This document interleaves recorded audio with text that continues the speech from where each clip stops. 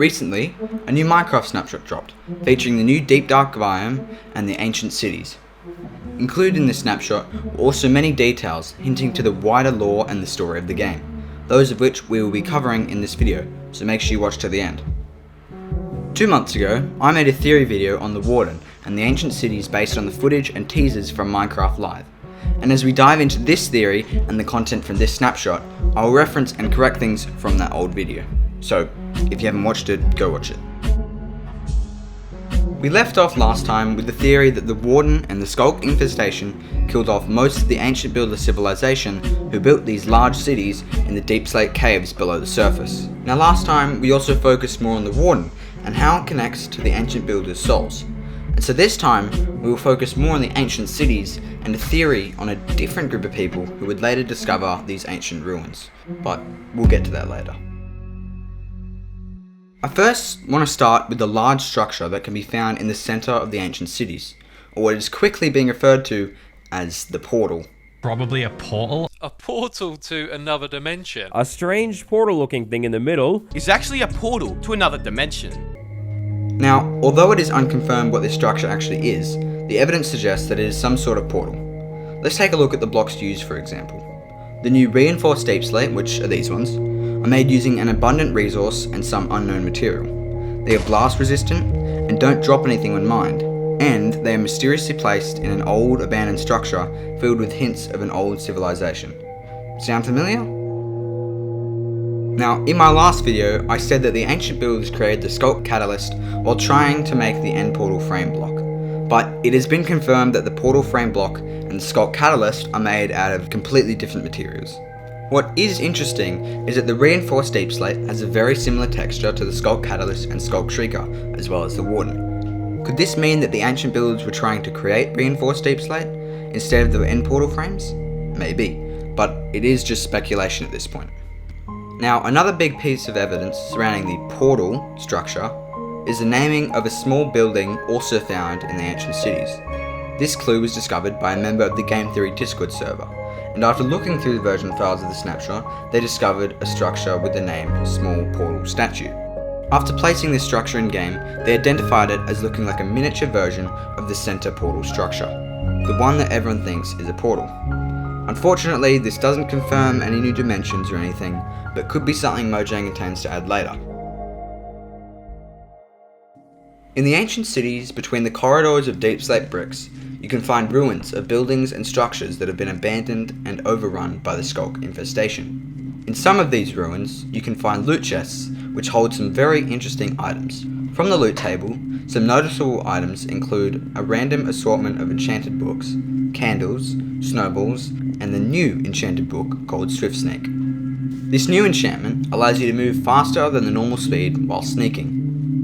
Now, the most out of place item in these chests are the snowballs, which can only be found in snowy biomes above the surface, definitely not down in the deep dark. They can also be used as a good way to distract a Warden. In fact, the wall blocks placed in the corridors and the Swift Sneak enchantment, as well as these snowballs, all point towards a defense against the Wardens and the Skulk. Maybe a second group strategically working their way through the ancient cities, distracting the Wardens and exploring these ruins. If you explore the ancient cities for yourself, you will notice an abundance of candles dotted around the cities, primarily near the center portal structure and ruined buildings between the deep slate corridors. Candles in the real world are used for light sources and to give off particular scents, but they can of course also be used for rituals and shrines. I believe that the abundance of candles, especially near this center portal structure, is a shrine to the past, whether that be someone or something coming through the portal, the ancient builders who built the city, or the Warden, as the center structure mirrors the Warden's face in a way. But unfortunately, there's really no way of telling who or what the shrine could be for, as this is all just speculation. So we have the what and the why, but what about the who? Who created the wool walkways to silently travel through the cities? Who created the Swift Sneak enchantment? And who put snowballs in the chests even though snow cannot be found underground? One explanation for this mystery could be the arrival of the Illagers. They could have been the ones that travelled to the ancient cities and set up shrines that we see there now. We know the Illagers travel, as they have outposts dotted across the world and can spawn near the player as Illager patrols. We know they are familiar with wool, and so would know of its properties of blocking out vibrations. We know they like building shrines of different places around the world. We even see a replica of the end portal in a room in their woodland mansions, as well as large statues of chickens, cats, and evoker heads. They even create enchanted weapons and totems of undying, items which both strongly link to the enchanted books, including the new Swiftseek enchantment. As for the candles and snowballs, Illagers know how to create and develop complex things like crossbows and magic, so it wouldn't be much of a stretch to say they could gather snow and make candles. The Illagers have always been on a quest for power. We see this with their totems of undying, their raids on villages, and their experimentation with life and death. All of this suggests they wouldn't be too afraid to study the powerful Warden and the Skulk growth to see how to harness more souls and gain more power. And so, going from where I left off in the last Deep Dark related video, the ancient builders would have vanished from the cities, and the Skulk/Wardens would have overgrown the ruins and vanquished any remaining builders. This is why we see bones and skeleton heads in the cities. Many years pass, and the second group, possibly the Illagers, discover the ancient cities. In their quest for knowledge and power, they venture into the cities, placing wool and developing the Swift Sneak enchantment to counter the Skulk Shriekers and the Warden hearing them. They learn to use snowballs to distract the Wardens as they set up shrines for the center portal structure and other significant ruins across the city. Maybe they learn how to use the souls in their weapons or magic, or maybe they worship the powerful Wardens that roam the cities. Eventually, they either choose to leave, are overwhelmed by the Skulk infestation, or are killed off entirely by the Wardens. This could be a viable way to explain the placement of the candles and the wool, etc. But take it with a grain of salt, because it is still just a theory. Another option for the odd blocks and items found in the cities is that the Skulk and possibly the Warden were intentionally made by the ancient builders to defend themselves against outside dangers.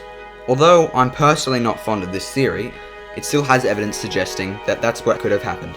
For example, many people seem to think the Warden was created by the ancient civilization due to the similarity between the Warden and the Iron Golems, which can be built by the player and probably the ancient builders too. Another piece of evidence could be the wool carpets and the loot found in the ancient city chests. Now, I did say these things were probably put there by the Illagers, but the same could be said about the ancient builders. Maybe they knew of the dangers of the Warden, and so put extra precautions in case the Warden went rogue.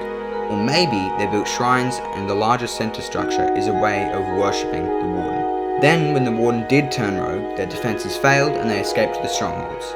Or maybe somewhere else. Now, of course, most of these theories and ideas are speculation and are unconfirmed to be true.